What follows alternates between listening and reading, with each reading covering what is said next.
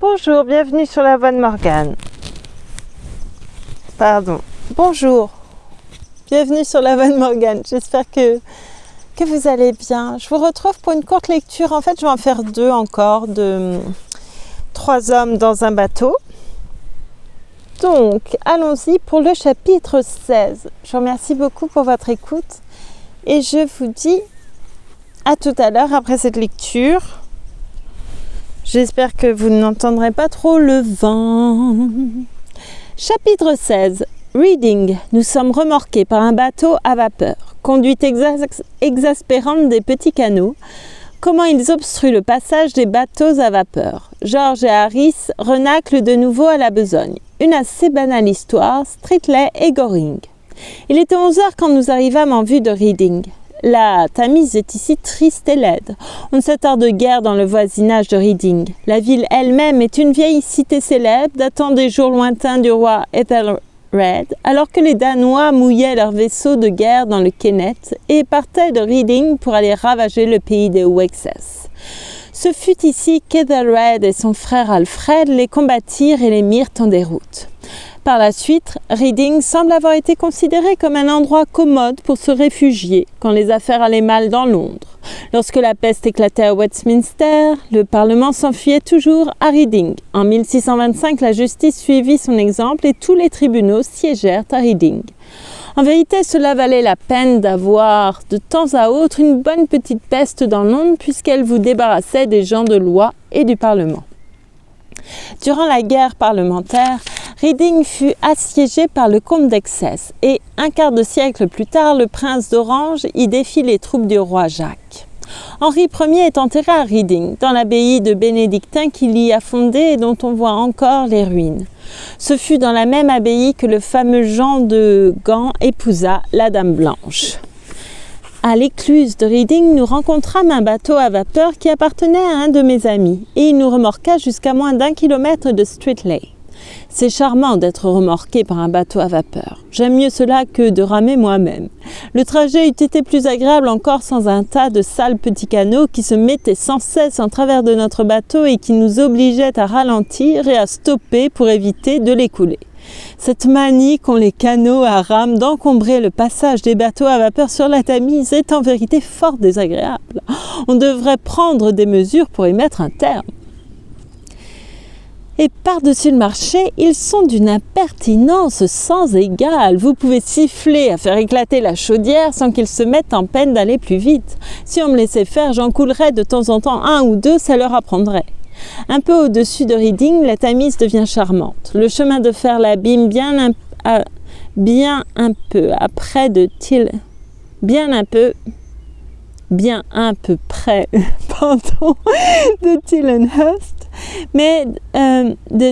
Tilhurst, mais de Mapplederham jusqu'à Streatley, le paysage est splendide. Un peu après l'église de Mapplederham, on passe devant le château de Hardwick, où Charles Ier jouait aux boules. Le voisinage de Pangbourne, où je vous recommande la drôle de petite auberge du Cygne, doit être aussi familier aux habitués des expositions de peinture qu'aux habitants eux-mêmes. Le bateau de mes amis nous lâcha juste devant la grotte et Harris crut devoir me faire remarquer que c'était à mon tour de ramer. Cette prétention me parut entièrement abusive. Il avait été convenu le matin que j'amènerais le canot jusqu'à 5 km au-delà de Reading. Or, nous en étions à 16 km de Reading. À coup sûr, c'était à présent leur tour à eux de nouveau. Mais il me fut impossible de faire partager ce point de vue, pas plus à George qu'à Harris. Aussi, pour éviter une dispute, je pris les avirons. Je ramais depuis 10 minutes à peine quand George remarqua quelque chose de noir qui flottait sur l'eau. Nous nous dirigeâmes dessus. George se pencha et alla pour saisir l'objet, mais il recula tout pâle en poussant un cri. C'était le cadavre d'une femme. Elle flottait légèrement à la surface et son visage était calme et serein. Le visage n'était pas beau. Il était trop prématurément vieilli, trop émacié et ravagé pour mériter ce qualificatif. Mais il était néanmoins aimable, en dépit des stigmates du chagrin et de la misère, et il offrait cet air de calme et de repos que revêtent parfois les traits des malades lorsqu'ils ont enfin cessé de souffrir. Heureusement pour nous, car nous ne tenions nullement à perdre notre temps chez le juge d'instruction, les gens du rivage avaient vu aussi le cadavre et ils s'en chargèrent à notre place. nous apprîmes par la suite l'histoire de cette femme. C'était naturellement la tragédie habituelle. Elle avait aimé et on l'avait trompée, ou bien c'était elle qui avait trompé. En tout cas, elle avait péché, cela peut arriver à tout le monde. Et ses parents et amis, scandalisés, indignés comme si lui avaient fermé leurs portes. Restée seule à lutter contre le monde, portant au cou telle une meule de moulin sa honte, elle était tombée toujours plus bas. Quelque temps, elle avait vécu avec son enfant sur les 12 shillings par semaine que lui valait un esclavage quotidien de 12 heures, en payant là-dessus 6 shillings pour l'enfant et parvenant à subsister avec le reste. On ne va pas loin avec 6 shillings par semaine. La vie ne demande qu'à s'échapper dans de pareilles conditions. Un jour, je suppose, la misère et la sinistre monotonie de cette existence apparurent plus clairement à la pauvre mère et le spectre grimaçant de la Camarde vint la hanter. Elle adressa un dernier appel à ses amis, mais la voix de la malheureuse vint buter contre le mur glacial de leur honorabilité.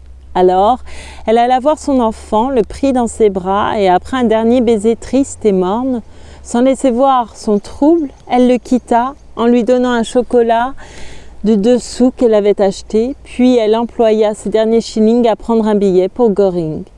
Les plus amers souvenirs de son existence s'associaient sans doute aux pentes boisées et aux vertes prairies de ses environs. Mais les femmes ont une affection étrange pour le poignard qui les frappe, et qui sait si, à sa détresse, ne se mêlait pas la vision ensoleillée d'heures très douces passées sur ces flots qu'ombragent les grands arbres des 2 rives. Elle erra tout le jour dans les bois voisins du fleuve, et puis, lorsque le soir tomba et que le crépuscule répandit son voile gris sur les eaux, elle tendit les mains vers la rivière muette, témoin de ses tristesses et de ses joies. Et la vieille Tamise la reçut dans ses bras accueillants et garda sur son sein la pauvre tête dont elle avait apaisé la douleur. Ainsi pécha-t-elle en toutes choses, dans la vie et dans la mort. Que Dieu lui soit en aide, ainsi qu'à tous les autres pécheurs, s'il y en a. Goring sur la rive gauche de Streatley sur la droite sont 2 localités charmantes et Streatley sur la droite sont 2 localités charmantes et bien faites pour vous inspirer le désir d'y résider quelques jours. Nous avions l'intention de pousser ce jour-là jusqu'à Wallingford, mais l'aspect aimable que présente ici la rivière nous engagea à nous y attarder un peu. Laissant donc notre canot près du pont, nous allâmes déjeuner dans Streatley à l'auberge du Taureau, à la grande satisfaction de Montmorency. Il paraît qu'autrefois les hauteurs situées de chaque côté du fleuve se rejoignaient en cet endroit, barrant la vallée où coule aujourd'hui la Tamise, et que celle-ci finissait alors au-dessus de Goring, en un vaste lac. Je ne suis pas à même de contredire ou de soutenir cette affirmation. Je me borne à la rapporter. Streatley est une bourgade fort ancienne qui remonte, comme la plupart des villes et villages riverains, au temps des anciens Bretons et des Saxons. À choisir entre les deux, Goring n'est pas à beaucoup près d'un séjour aussi agréable que Streatley. Mais ça ne manque pas non plus de charme et c'est plus près du chemin de fer. Cela pour le cas où vous voudriez filer sans payer votre note à l'hôtel. Je vais continuer sur le chapitre 17 tout de même. Oui. Chapitre 17. Jour de lessive, poissons et pêcheurs. L'art de pêcher à la ligne, un consciencieux pêcheur à la mouche. Une histoire de pêche. Nous passâmes 2 jours à Streatley, où nous fîmes laver notre linge. Nous avions essayé de le lessiver nous-mêmes dans le fleuve sous la direction de Georges, mais sans y réussir. C'était même pire que ça, car nous étions encore moins présentables après avoir lavé nos complets de flanelle qu'avant. Avant, ils étaient très sales, c'est vrai, mais ils étaient encore possibles à la rigueur. Après, eh bien, la Tamise entre Reading et Henley était beaucoup plus propre, une fois que nous y eûmes fait notre lessive, qu'elle ne l'était auparavant. Toute la saleté contenue dans le fleuve entre Reading et Henley, nous la recueillîmes durant ce blanchissage pour l'incorporer à nos vêtements. La blanchisseuse de Streatley nous dit qu'elle se voyait obligée de nous faire payer le triple du tarif ordinaire, car il s'agissait beaucoup moins de lessive que d'un vrai désincrustage. Nous payâmes la note sans protester. Les environs de Streatley et de Goring sont un grand centre de pêche. On y trouve d'excellents poissons. Le fleuve abonde en brochets, gardons, dards, goujons et anguilles et vous pouvez rester à en pêcher toute la journée. C'est ce que font certaines gens. Ils ne prennent jamais rien. Je n'ai jamais vu personne prendre quelque chose sur la haute Tamise, excepté du fretin et des chats crevés, ce qui n'a rien à voir, bien entendu, avec la pêche. Le guide du pêcheur pour cette région ne dit pas du tout que l'on y prend quelque chose. Il se contente d'affirmer que l'endroit est bon pour la pêche et d'après ce que j'ai vu, je suis tout disposée à le croire. Il n'est pas de lieu au monde où se trouvent plus de pêcheurs, ni où l'on puisse pêcher plus longtemps. Certains viennent y pêcher pour un jour, d'autres y restent à pêcher tout un mois. Vous pouvez continuer à pêcher pendant un an, ce sera pareil. Le guide du pêcheur à la ligne sur la Tamise dit qu'on peut pêcher aussi du brochet et de la perche. Mais là, le guide du pêcheur se trompe. Perches et brochets s'y trouvent en effet. Je puis affirmer qu'il en existe. On les voit par bancs lorsqu'on se promène sur les berges. Ils viennent vous regarder et sortent à moitié de l'eau, la gueule ouverte, attendant qu'on leur jette du biscuit. Et si vous prenez un bain, ils grouillent autour de vous d'une façon agaçante. Mais quant à les pêcher en leur présentant un morceau de verre au bout de l'hameçon ou quoi que ce soit de ce genre, rien à faire. Je ne suis pas moi-même un bon pêcheur. Il fut un temps où je consacrais beaucoup d'attention à cet exercice et j'y faisais, à ce que je croyais, de réels progrès. Mais les anciens dans la partie jugèrent que je n'arriverais jamais à grand-chose de bon et me conseillèrent d'abandonner. D'après eux, je jetais fort bien ma ligne et paraissais avoir des dispositions avec suffisamment de paresse innée. Mais ils affirmaient que je ne serais jamais un bon pêcheur. Je manquais de l'imagination nécessaire. En tant que poète ou auteur de romans feuilletons ou reporter ou n'importe quoi de ce genre, j'en avais peut-être assez, mais pour acquérir un certain rang comme pêcheur à la ligne sur la Tamise, il fallait plus de fantaisie, plus de puissance d'invention que je n'en possédais. Il y a des gens persuadés qu'il suffit, pour être bon pêcheur, de savoir débiter des mensonges facilement et sans rougir. Mais c'est là une erreur. La fiction pure et simple ne sert à rien. Le premier conscrit venu en est capable. C'est au détail circonstancié, à la note pittoresque de vraisemblance, à l'air général de scrupuleuse et quasi pédantesque véracité que l'on reconnaît le pêcheur à la ligne expérimenté. N'importe qui peut vous dire « Oui, j'ai pris 15 douzaines de perches hier après-midi » ou « Lundi dernier, j'ai ramené un goujon qui pesait 18 livres et mesurait 90 cm de la tête à la queue. » Ce genre de propos n'exige ni art ni talent. Il dénote de l'aplomb, mais c'est tout. Pardon, je suis mieux comme ça. Non, le pêcheur à la ligne accomplit aurait honte de raconter un mensonge de cette façon-là. Sa méthode vaut d'être exposée. Il entre tranquillement, le chapeau sur la tête, s'empare du siège le plus confortable, allume sa pipe et commence à la téter sans mot dire. Il laisse un moment les jeunes fanfaronner, puis, au cours d'une accalmie passagère, il ôte sa pipe de sa bouche et tout en secouant les cendres contre la grille, il lance incidemment « Eh bien moi, j'ai fait mardi soir une prise qui ne vaut pas beaucoup la peine d'en parler à personne. »« Tiens, pourquoi ça ?» lui demanda-t-on. « Parce que personne ne me croirait si je la racontais, » répond calmement notre homme. Et sans la moindre trace d'amertume dans la voix, il rebourre sa pipe et demande au patron de lui apporter un grand whisky sec. Un silence succède à cette affirmation, car nul ne se sent assez sûr de soi pour contredire le vieux pêcheur. Celui-ci reprend donc sans y être invité. « Non, je ne le croirais pas moi-même si on me le racontait. Et pourtant le fait est là. J'étais resté à la même place tout l'après-midi sans rien prendre, à part quelques douzaines de dards et de petits brochets, et j'étais sur le point d'y renoncer, lorsque tout à coup, je sens que ça m'enferme. Je crus qu'il s'agissait encore d'un petit, et d'une secousse, je m'apprêtais à le remonter, mais du diable, si je parvins à remuer ma canne. Il me fallut une demi-heure, oui monsieur, une demi-heure, pour ramener ce poisson, et à chaque instant, je craignais de voir ma ligne se rompre. Je finis par l'atteindre, et que croyez-vous que c'était ? Un esturgeon de 40 livres. Prise à la ligne, monsieur. Oui, il y a de quoi être estomaqué. Vous me donnerez encore un grand whisky, patron, s'il vous plaît. Il continue en rapportant la stupéfaction de tous ceux qui ont vu la bête et de ce que sa femme en a dit lorsqu'il est rentré à la maison et ce que Joe Buggles en a pensé. Je demandai un jour au patron d'une auberge de la Tamise s'il ne lui était pas trop pénible quelquefois d'écouter les histoires que les pêcheurs, ses clients, lui racontaient. Il me répondit « Oh non, plus maintenant, monsieur. Au début, cela me dérangeait un peu, mais que voulez-vous? À force d'en entendre toute la journée, moi et la bourgeoise, on finit par s'y habituer, voyez-vous. Une simple question d'habitude. J'ai connu un jeune homme qui était fort consciencieux. Quand il se mit à pêcher à la ligne, il prit la résolution de ne jamais exagérer de plus de 25% l'importance de ses prises. Si je prends 40 poissons, disait-il, je raconterai que j'en ai pris 50, et ainsi de suite. Mais je ne mentirai pas davantage car mentir est un péché. Mais le système du 25% ne lui réussit pas du tout. Il n'eut jamais l'occasion de l'utiliser. Le plus grand nombre de poissons qu'il prit en un jour fut 3. Et on ne peut pas ajouter 25% à 3, du moins pas quand il s'agit de poissons. Il éleva donc son taux à 33%, mais cela ne marchait pas non plus quand il n'en avait pris qu'un ou deux.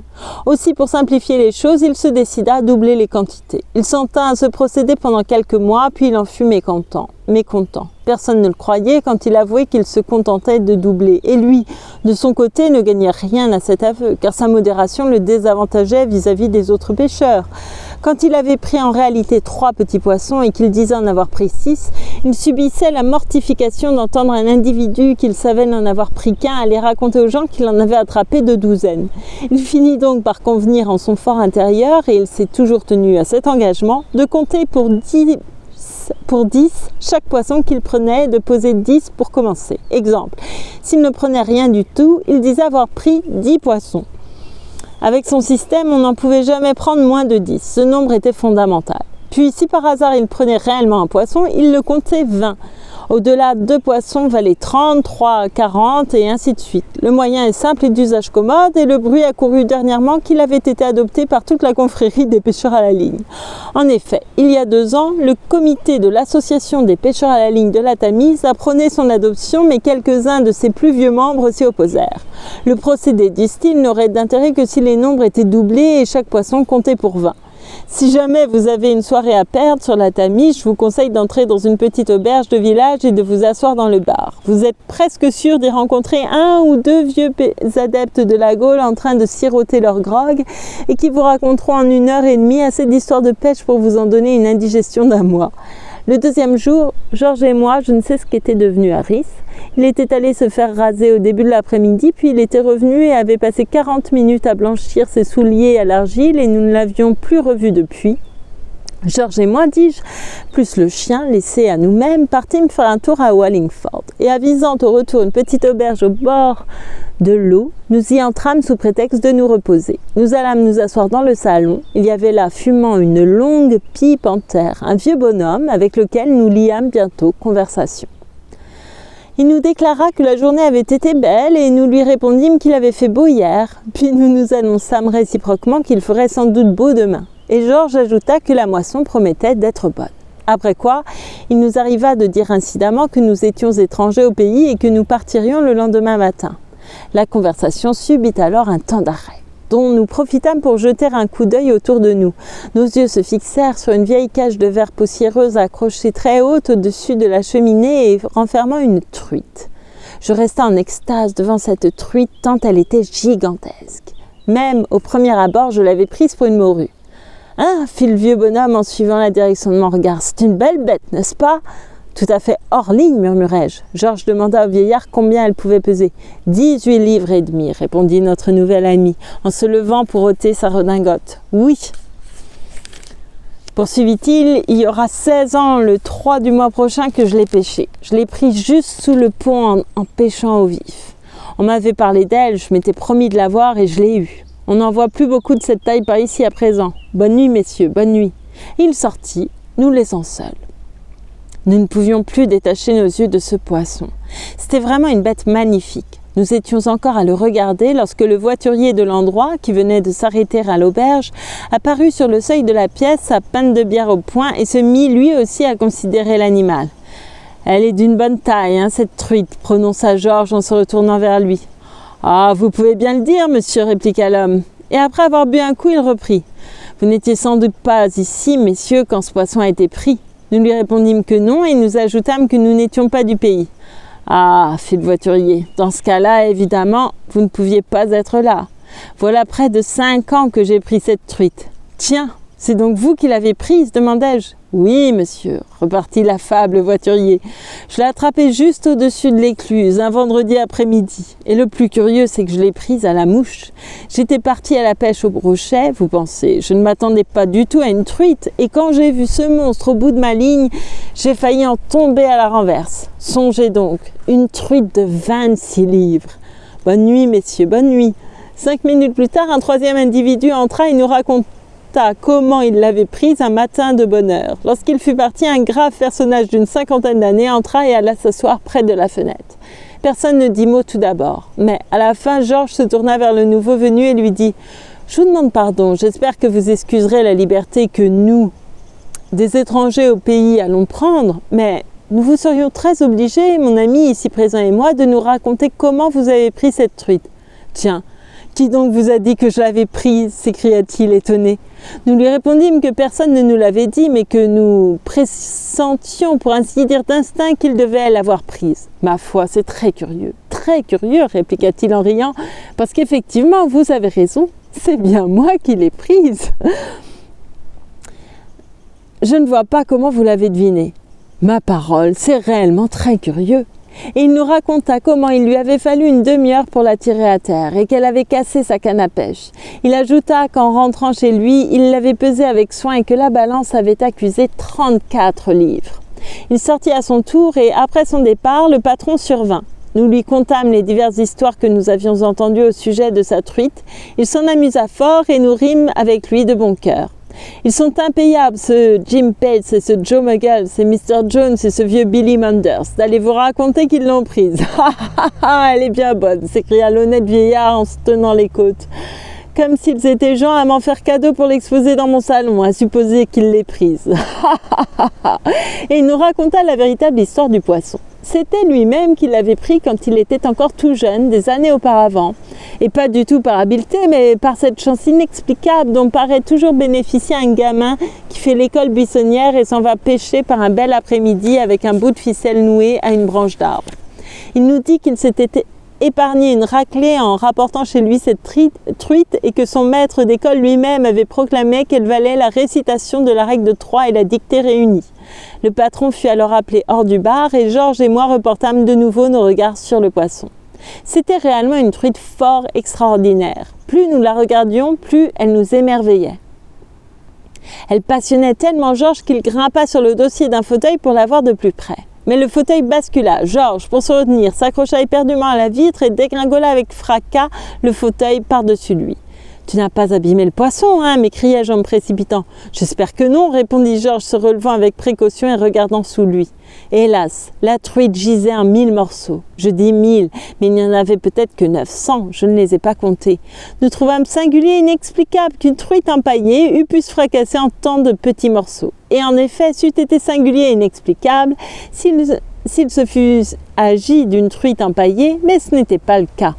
Cette truite était en plâtre. Et voilà, ce sera la fin de cette lecture.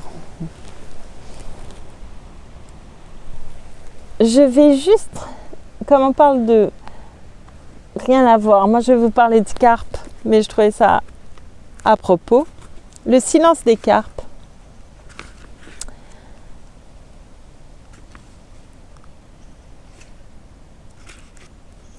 Le prologue du silence des carpes de Jérôme Bonetto. Il y avait en Europe centrale, au cœur de la Moravie, de charmants étangs du fond desquels remontaient à intervalles réguliers des petites bulles d'air sur lesquelles Otta et Pavel posaient des regards de pêcheurs expérimentés, des bulles qu'ils savaient mieux interpréter que les soupirs de leurs femmes. C'était peut-être pour cela d'ailleurs qu'ils avaient toujours vécu célibataires.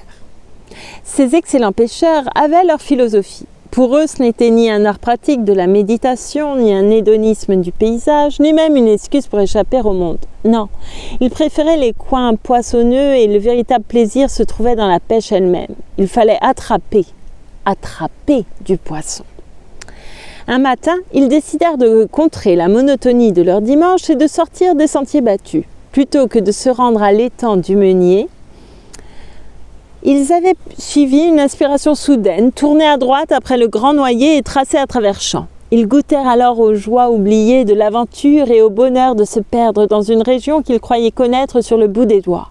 Où qu'on aille, on finit toujours par retomber sur un chemin, fatalisa Pavel. Après quelques kilomètres d'errance tranquille, ils abordèrent une clairière cerclée d'un étrange étang qui filait la lisière du bois. Sa forme étirée le cachait des regards si bien qu'il n'était pas visible à plus de 20 mètres. Ils s'approchèrent. La mare grouillait comme une casserole qui attend un demi-kilo de pâte. Pavel, tu vois comme moi, ça doit être des carpes miroirs. Ouais, et elles sont là depuis longtemps. Mon vieux, si tu veux mon avis, on va se régaler. Ota sortit de sa poche un petit morceau de pain et le jeta dans l'eau près de lui pour mieux observer la bête. À peine avait-il touché la surface qu'un poisson couleur carmin avala la portion. Des carpes amour, nom d'un chien.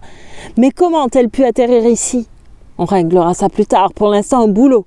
Les deux amis se frottèrent les mains en pensant à l'effet qu'ils produiraient au village en ramenant 2 douzaines de carpes amour. Cela faisait des lustres qu'on n'en trouvait plus dans la région. C'étaient les plus savoureuses et les plus chères, rien à voir avec ces saletés de carpes d'élevage. Ota salivait déjà et élaborait mentalement une petite sauce blanche étoilée d'aromates pendant que Pavel calculait le profit qu'il pourrait en tirer. Ils choisirent avec science leur emplacement, déballèrent le matériel et se mirent au travail. La surface de l'eau frémissait littéralement, comme la peau d'un vieux à la fenêtre d'une voiture lancée sur l'autoroute. Les queues des carpes frappaient l'eau en tous sens, les bulles dansaient dans une farandole pleine de promesses. Ce serait un jeu d'enfant. Ils lancèrent leur ligne au milieu des remous. Les jambes à peine fléchies, le regard pointu et la conscience aiguisée comme un couteau de trappeur, ils étaient prêts à réagir à la première touche. La prise serait immédiate. Mais rien. Aucune carpe amour ne mordait aux hameçons. Alors Ota et Pavel retirèrent leurs lignes, changèrent leurs appâts et relancèrent avec une plus grande minutie. Toujours rien. Pavel repoussa légèrement sa casquette sur son crâne pour se gratter le front. « T'as déjà vu ça, Ota ?»« Oui, une fois, au bal des pompiers. Elles se trémoussaient toutes sur la piste de danse, mais aucune ne voulait danser avec moi. T'es con. Qu'est-ce qu'on fait ? Passe-moi l'épuisette. » L'outil en main, Ota fit 3 pas dans la vase gluante. Il commença à lancer des coups d'épuisette, tout d'abord rapides et précis, puis désordonnés, à droite, devant, à gauche, derrière, mais il n'attrapait rien. Les carpes se montraient plus agiles et se jouaient du pêcheur. Pavel observait son ami se débattre comme on regarde un pongiste qui affronterait un adversaire invisible maîtrisant les effets les plus mystérieux. « Là, mais qu'est-ce que tu fous ? J'aimerais t'y voir, nom d'un chien, tu vois bien le bordel que c'est !» Ota accéléra sa chorégraphie, mais rien n'y fit. Il ressortit de l'étang avec au fond de son filet quelques feuilles et une branche de noisetier.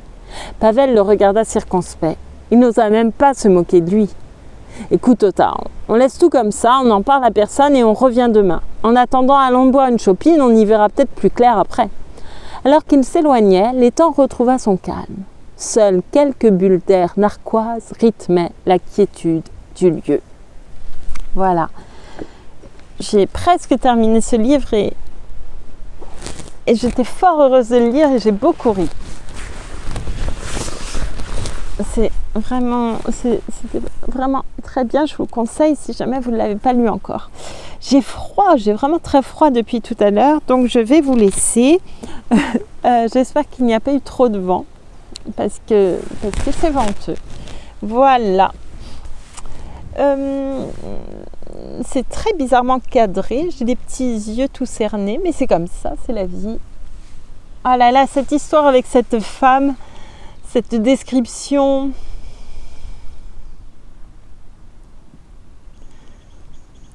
c'est terrible, je trouve.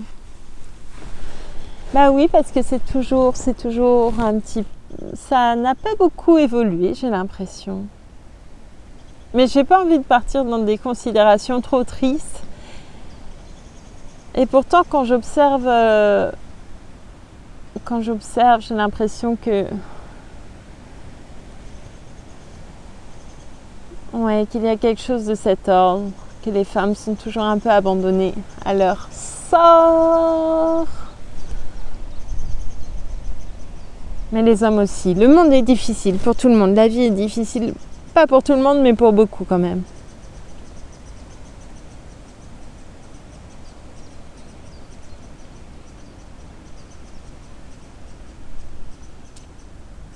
Et peut-être qu'on est plus généreux avec les hommes quand même, je sais pas. C'est des questions que je me pose tout le temps. Bon, je réfléchirai plus tard et peut-être que je vous ferai part de mes conclusions si j'arrive à en tirer. J'ai froid, terriblement froid, excusez-moi. Et merci encore pour votre écoute. À très bientôt et surtout prenez soin de vous, enfin le plus possible. J'espère que la vie est douce pour vous en tout cas. Voilà, merci beaucoup, à bientôt.